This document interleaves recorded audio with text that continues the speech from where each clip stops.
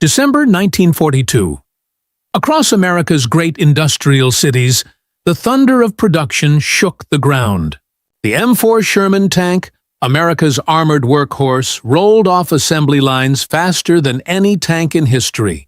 Between 1942 and 1945, over 50,000 Shermans emerged from Detroit, Cleveland, and Chicago. It was a triumph of mass production, proof that democracy's factories could outbuild fascism's. Yet, beneath that celebration of steel and fire, lay a flaw so devastating that tank crews gave it a nickname they would whisper in fear. Ronson, the cigarette lighter that lights first time, every time. The Sherman, they joked grimly, lived up to that slogan. British troops called it the Tommy Cooker. Neither name appeared in any official report, but the letters home from North Africa and Italy told the truth. Men were burning alive inside the tanks that were supposed to protect them. The problem wasn't just thin armor, as so many believed. It was how that armor was joined together. The welds, those invisible seams binding the hull plates, had a hidden weakness. When a German 80-millimeter shell struck the right point, those welds tore open before the armor itself gave way, venting a blast of superheated gas and molten fragments into the crew compartment. Within seconds, fuel, ammunition, and hydraulic fluid ignited, turning the Sherman into a furnace.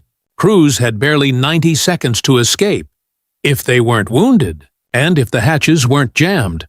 Reports from battles like Kasserine Pass in early 1943 made it clear Shermans were brewing up from hits that should have been survivable. Commanders demanded better guns and thicker armor. Washington sent sandbags and white phosphorus shells instead. Nobody suspected the welds, the unglamorous, unseen joints made far from the battlefield. To the procurement officers in charge, a weld was a weld. If it met the specifications on the paperwork, it was good enough. But those specifications, written back in 1941, had been designed for speed, not survival. Meanwhile, the weapon destroying those tanks, the German 8.8-centimeter flak 18, had evolved into the deadliest anti-tank gun of the war. Originally designed to shoot bombers from the sky, the 88 became infamous after the Spanish Civil War, when German gunners discovered it could pierce any tank on Earth.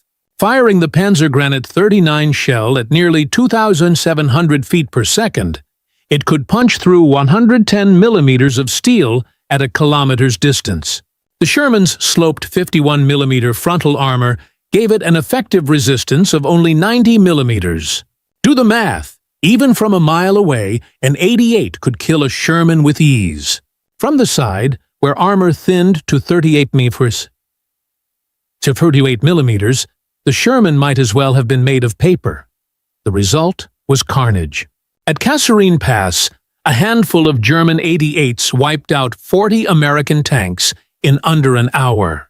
At Villers-Bocage in France, one German unit destroyed over 50 Allied vehicles in 15 minutes.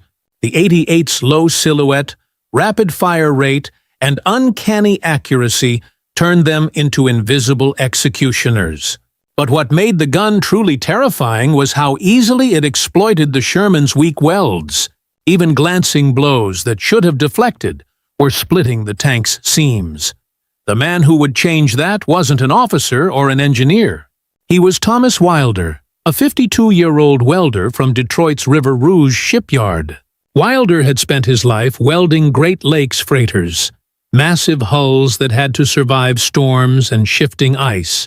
When a shipyard contract ended in 1943, the Army reassigned him to Chrysler's tank arsenal in Warren, Michigan. The moment he saw the Army's butt weld specifications, his instincts screamed that something was wrong. Shipbuilders used double V joints, fusing plates completely from both sides. The Army wanted only 75% penetration, faster, cheaper, and easier to inspect. But to Welder, that unfused route left a hidden crack, a stress point waiting to fail. He proved it one cold night that December. Sneaking into the test range after hours, Welder convinced a friendly sergeant to fire a captured 75mm German shell at a welded test plate. The weld split wide open. Not the armor, the weld. Welder knew he was right. The Army's perfect welds were creating fatal weak points. So, against every regulation, he welded a new test plate his way. A double V joint, welded from both sides, fully fused. When they hit that plate with an 80mm shell, the result stunned them both. The armor cratered, but the seam held. No crack, no gap. The weld was stronger than the plate itself. Metallurgy explained why. The Army's one-sided welds left internal tension and a weak heat-affected zone. Under impact, that unfused root acted like a zipper, tearing open under stress. Welder's double V joint eliminated that discontinuity, distributing force evenly through the entire seam. But his solution faced an impossible obstacle: bureaucracy. His method tripled weld time, required flipping plates, violated inspection standards, and technically breached Chrysler's contract with the War Department. He would be fired, or worse, if he tried it on production tanks. So Welder went underground. In early 1944, he shared his findings with Captain Robert Chen, a visiting maintenance officer from the 2nd Armored Division. Chen immediately recognized what this meant. His own unit's Shermans had been splitting at the seams in Italy. He carried Welder's hand-drawn diagrams back to Europe in his duffel bag and gave them to Master Sergeant Frank Kowalski, a battle-hardened welder running the division's repair company. Kowalski began secretly applying Welder's technique to damaged Shermans, repairing hulls with full penetration double V welds. When the repaired tanks returned to battle, the results were undeniable. Tanks that had once brewed up from glancing hits now survived direct strikes. Commanders noticed.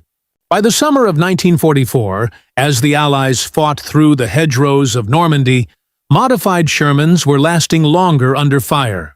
In Lieutenant Colonel James Bates's battalion, Shermans with Welder's welds had an 85% survival rate compared to 58% for standard tanks. The difference wasn't luck. It was metallurgy and courage. The Pentagon's inspectors soon caught on, discovering discrepancies in welding supply reports. Kowalski was reprimanded and ordered to stop. His reply was simple: "Come see the tanks." When the colonel saw rows of surviving Shermans next to burned-out ones, he quietly told Kowalski, "Keep doing it, but don't write it down." By the fall of 1944, field welders across France were using Welder's method, ignoring the manuals. The results spoke for themselves. Hundreds of tanks saved, thousands of lives spared. After the war, the official record remained silent.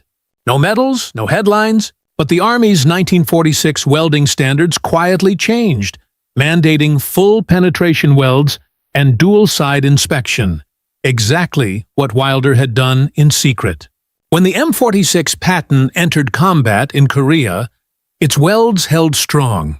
By the 1960s, Welder's principle, "the seam must never be the weak point," had become standard worldwide. Every modern tank, from the Leopard to the Abrams, carries his legacy in every weld bead. Thomas Welder retired in 1949, anonymous, his contribution buried in classified reports and metallurgical manuals. But the truth endures in steel. His illegal welds became the foundation of modern armor construction. In the end, the story of the M4 Sherman isn't just about flawed machines or deadly guns. It's about one man who trusted his experience over authority, and by breaking the rules, saved the lives of men who never even knew his name.